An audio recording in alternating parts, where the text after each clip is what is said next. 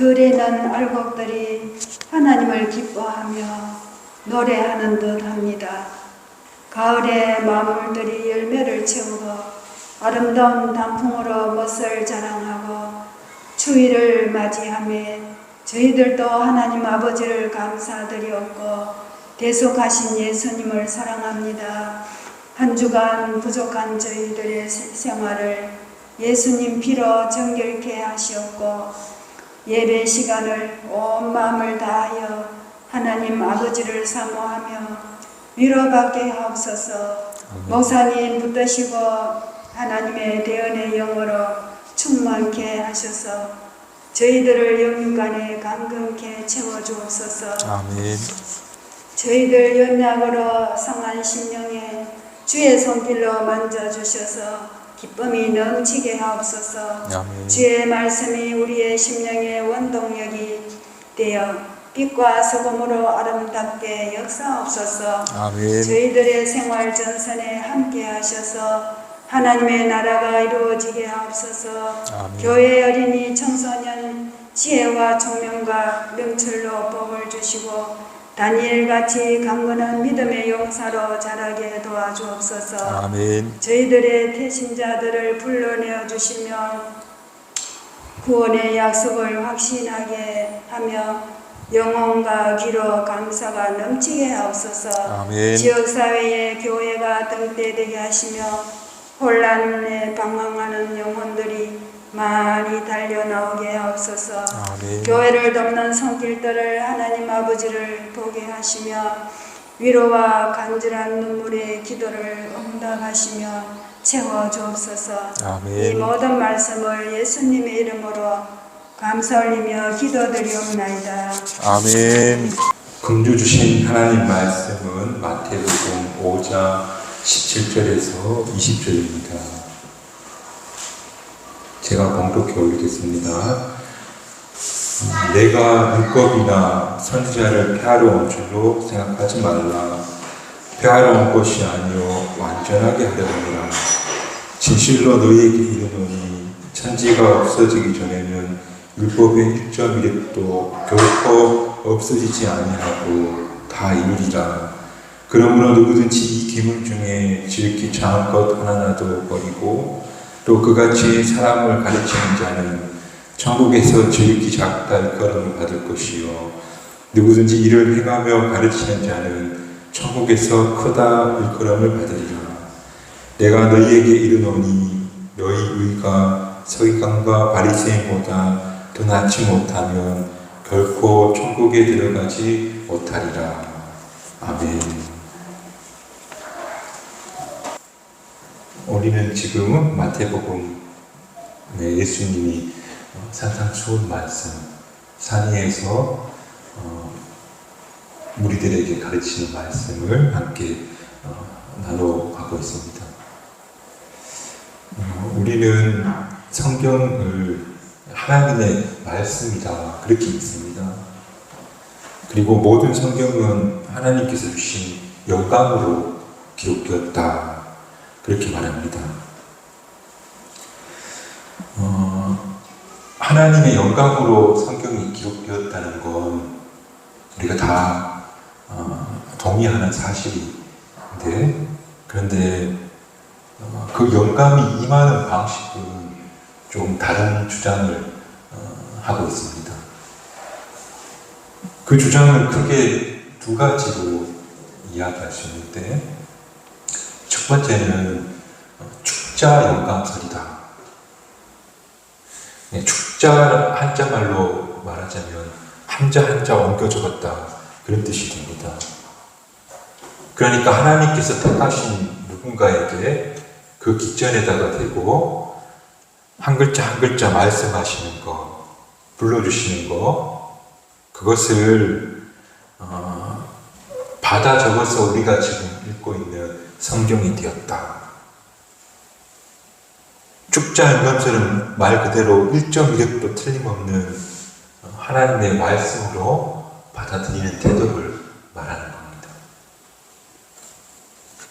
그러나 이 축자 영감설은 받아들이는 교단이나 교파는 그렇게 많지 않습니다.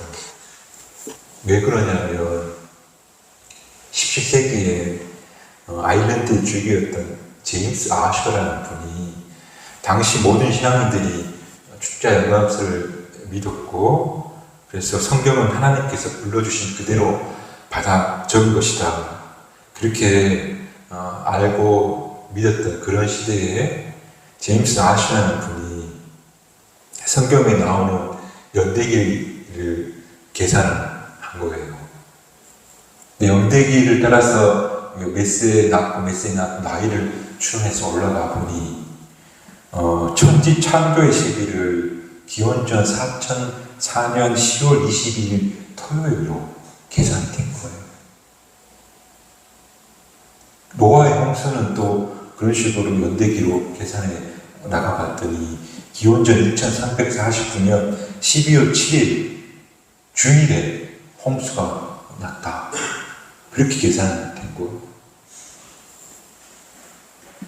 그리고 그런 계산식으로 계산해보니 지구를 둘러싼 이 우주를 기원전 약 6천년 정도에 형성되었다, 그렇게 17세기 아일랜드 주교가 그런 성경을 주석한 내용이 지금까지도 성경의 권위를 가지고 있는 킹 제임스 성경의 간주, 성경의 해설로 이분의 이 인류에 대한 연대기적 해석이 올라가게 된 거예요. 그런데 19세기에 와서 지질학이라는 것이 학문이 생기면서 그가 계산했던 6천년이라는 세월보다 이 지구는 더 오래되었다는 것을 사람들이 알게 된 거예요. 그래서 제임스의 주장은 설득력을 잃어버리게 됐고, 동시에 안타깝게도 성경의 권위도 땅에 떨어지게 되었다는 거예요. 천동설도 시편 27편 19편에 보면 해가 마치 신랑과 비유해서 신방에 들어가 있다, 해가 태양이 움직이는 것으로 성경이 기록되어 있으니까 사람들이 천동설을 믿고 지동설을 안 받아들이는 거예요. 그게 되게 오래 지속되었는데, 그러나 시간이 지나면서 과학이 말하고 있는 것이 있으니까 성경의 권위가 의심되는 그런 상황이 발생되었다는 거예요. 그게 축자 영감설이었어요. 1.1도 틀림없이 하나님이 한 글자 한 글자 불러준 거, 그걸 옮겨줬다. 그게 첫 번째 주장이라면, 두 번째는 유기적 영감설이라고 하는데, 이건 대개의 교회가, 교단이 받아들이는 성경의 그 영감이 임하는 방식인데, 이건 뭐냐면 하나님께서 누군가에게 감동을 준 거예요. 그 감동을 받은 사람이 자기가 가지고 있는 지혜와 또 지식과 능력을 가지고 그 받은 감동을 기록해내는 거, 이게 유기적 영감설이라고 해요. 예컨대 에레미야 같은 분이 하나님의 영감이 임해서 이스라엘이 이제 곧 망한다, 근데 그 말을 하려고 하니까 사람들이 반대하고 때리기까지 하고 죽이려 하잖아요. 그래서 내가 이제 말하지 않겠다 했는데, 말하지 않으니 내 속이 막 터져 나올 것 같다. 그 터져 나오는 그 가슴이 뜨거운 그것을 글로 적기 시작했는데, 그 글이 그 예레미야의 필체와 색깔이 드러나고, 그리고 그의 지식과 그의 시대적 상황과 그의 한계 안에서 적어졌지만, 그러나 그 글 안에 하나님의 메시지가 담겨져 있다. 그 안에 하나님께서 하고자 하는 뜻이 그 안에 담겨져 있다 하는 것이 바로 유기적 영감설이다.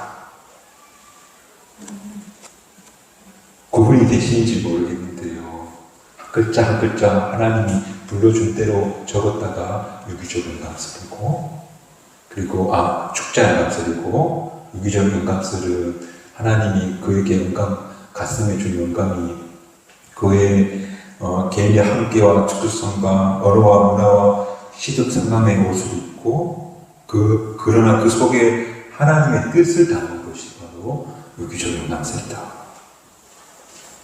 그러므로 우리가 중요한 것은 성경 안에 있는 글자 한 글자 한 글자 한 단어 한 단어보다 그 안에 담겨져 있는 전체적인 맥락 혹은 그 안에 숨어져 있는 하나님의 본뜻, 의미를 봐야 된다. 그렇다면 이런 관점으로 성경을 읽을 때 하나님은 도대체 무엇을 말씀하시려고 하는 것일까? 왜 하나님이 이 말씀을 하시는 걸까? 하나님의 뜻은 도대체 무엇인가? 그 뜻을 찾고자 하는 것이 바로 성경을 묵상하고 성경을 해석하는 바른 방법이 되겠다. 그런 말씀 여러분들에게 먼저 드리고 싶어요. 근데 오늘 우리가 읽은 이 성경의 당시 유대인들을 구약 성경을 1.1도 틀림없는 하나님 말씀으로 받아들인 바로 축자 영감설을 받아들이는 그런 입장이었는데요. 그래서 당시에 그들의 가지고 있는 성경인 모세오경, 창세기부터 시작해서 신명기까지 오경 말씀을 단어 하나, 문장 하나 다 한 글자 한 글자 하나님의 말씀으로 보니까 그래서 창세기 1장 28절에 생육하고 번성하라 이 말을 첫 계명으로 삼았고 그리고 신명기 31장 19절 마지막에 율법을 써서 간직하라는 말씀을 마지막 계명으로 삼아서 총 613개의 목록을 만들었대요. 말하자면 율법 하나님 말씀을 계명으로 바꿔버린 거예요. 1.1도 어긋남 없는 그런 하나님의 말씀으로 계명으로 지키려 했던 이들이 바로 유대인들이었던 거예요. 물론 613개를 다 지키지 못했겠죠. 그러나 지키려고 몸부림친 사람들, 오늘 그런 사람들이 바리새인 서기관 그런 이들이었다는 거예요.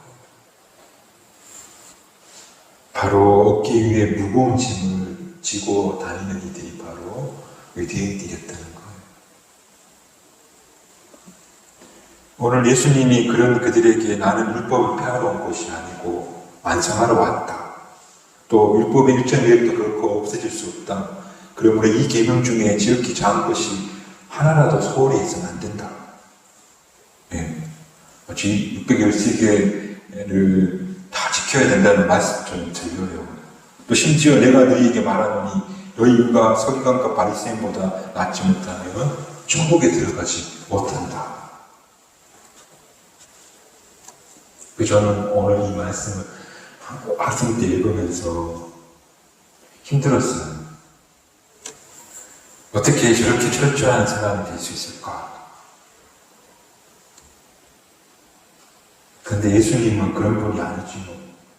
허물많은 이들과 친구로 지내셨고, 그리고 예수님은 이런 율법을 지키지 못하는 이들을 한 번도 정죄하신 적이 없어요.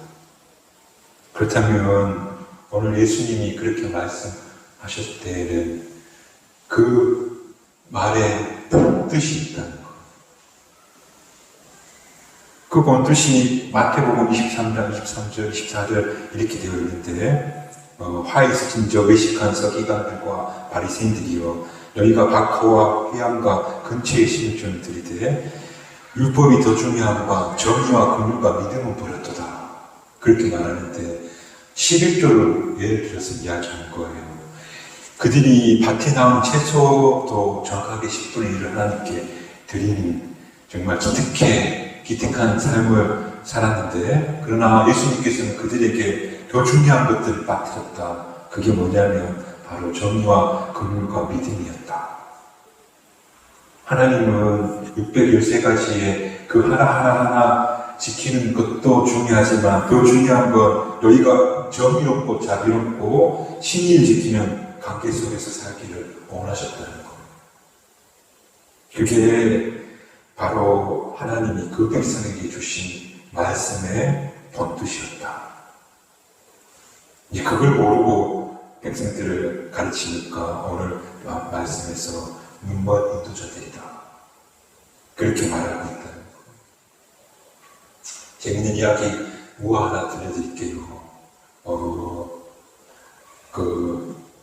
어떤 영적 공동체에서 예배를 드리는데 고양이가 왔다 갔다 하는 거예요.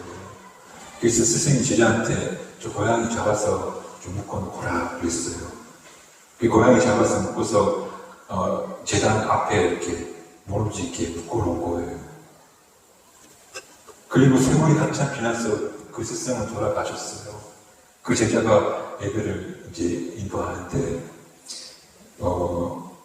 스승이 고양이를 묶어서 제단에 둔 게 기억이 난 거예요.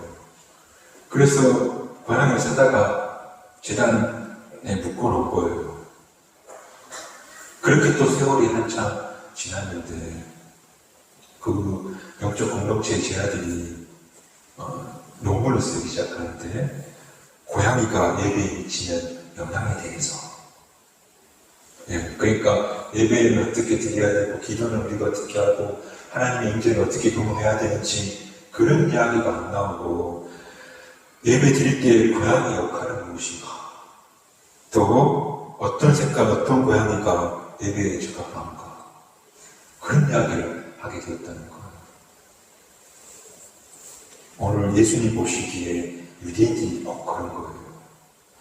하나님께서 말씀하신 뜻은 다 잊어버리고 그 말씀을 613개의 규칙으로 만들어 1.6도 어겨서는 안 된다 하는 사람들이 바로 유대인들이었다는 거예요. 하나님의 뜻은 무엇일까? 왜 하나님은 그렇게 말씀하셨을까? 그걸 우리가 주의 있게 보는 저 여러분 됐으면 좋겠습니다. 오늘 예수님께서 하나님의 본뜻을 가르쳐 주기 위해서 바리새인들과 서기관 앞에 또 많은 무리와 제자들 앞에서 말씀하고 계시는데 그렇다면 하나님께서 말씀하시는 말씀의 본뜻은 무엇일까? 마태복음 22장 35절에 40절 말씀인데 이런 말씀이 있어요. 그들 가운데 율법교사 하나가 예수를 시험하여 물었다. 선생님, 율법 가운데 어느 기능이 중요합니까? 예수님께서 그에게 대답하셨다. 내 마음을 다하고 내 목숨을 다하고 내 뜻을 다하여 주 너희 하나님을 사랑하여라 하셨으니 이것이 가장 중요하고 으뜸간 계명이다.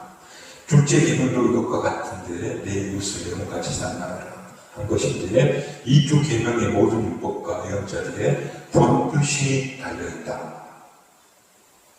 그러니까 하나님께서 하신 그 모든 말씀의 본뜻은 간략하게 명확하게 명료하게 말하자면 하나님을 사랑하라 그리고 내 이웃을 사랑하라. 이 속의 모든 예언들과 율법이 말해주고자 했던 하나님의 본뜻이 여기에 담겨져 있다. 하나님을 사랑하라는 이 말은 다른 표현을 하지 않은 경외하라, 섬겨라, 또 의지하라, 순종하라 이런 뜻이 이런 말로도 바꿔 말할 수 있을 것 같고요. 이웃을 사랑하라는 말은 공의를 행하고 자비를 베풀고 고아 가부를 돌보고 나그네를 대접하고 여러 가지로 바꾸어 말할 수 있지만 이것이 바로 이웃을 사랑하는 건데 그러므로 예수를 믿고 따르는 이들은 613가지의 계명을 지켜서 하는 것이 중요한 것이 아니고 하나님을 사랑하고 이웃을 사랑하는 이 근본되는 본뜻이 중요하다. 그리고 시간이 좀 지나서 이 그것도 예수님은 더 짧게 말씀하시는데 요한복음 13장 4절이죠.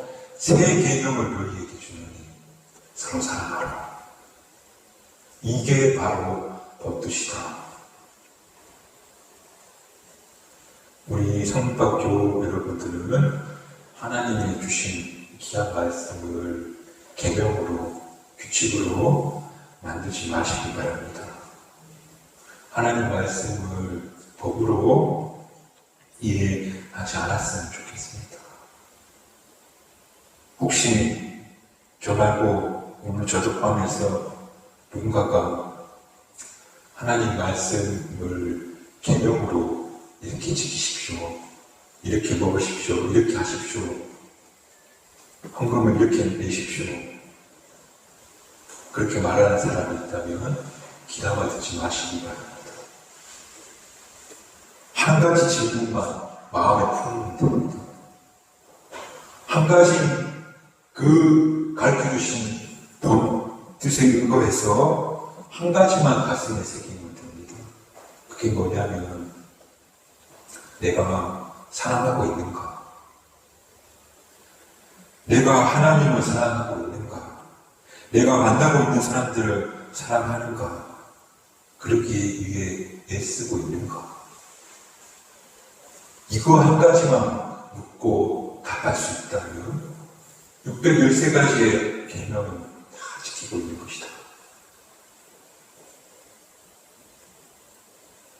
오늘 예수님은 내가 바로 율법의 완성자다 하면서 하나님의 본뜻을 이야기하고 그 본뜻대로 살아가는 사람이 바로 의의 길을 걸어가는 사람이다.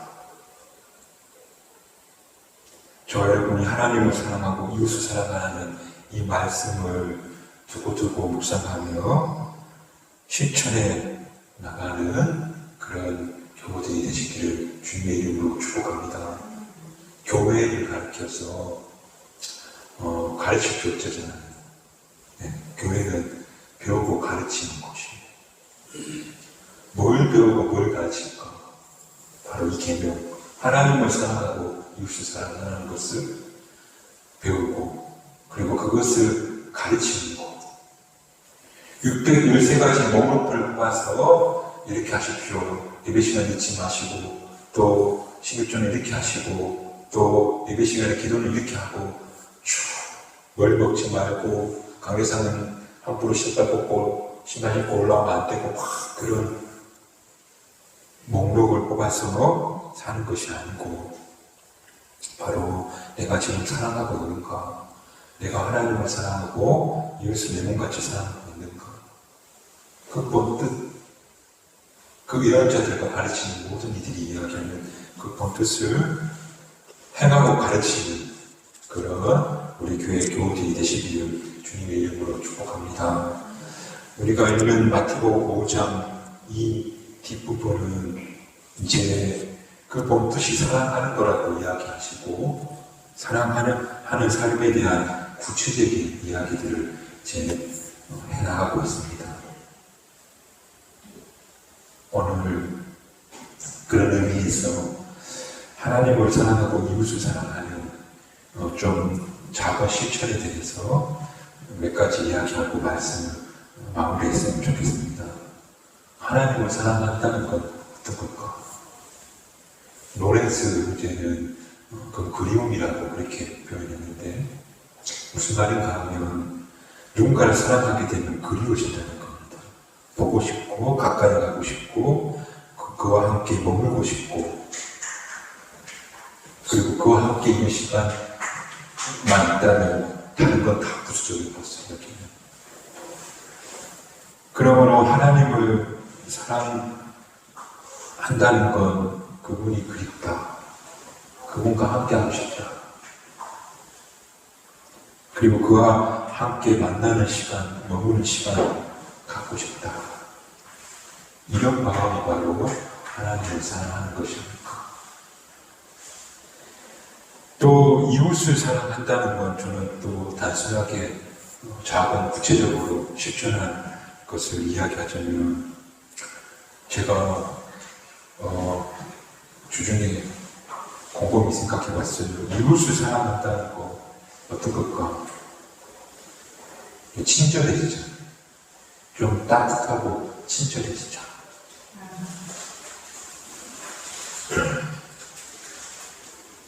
우리가 서로 좀 더 따뜻한 마음으로 좀 친절해지죠.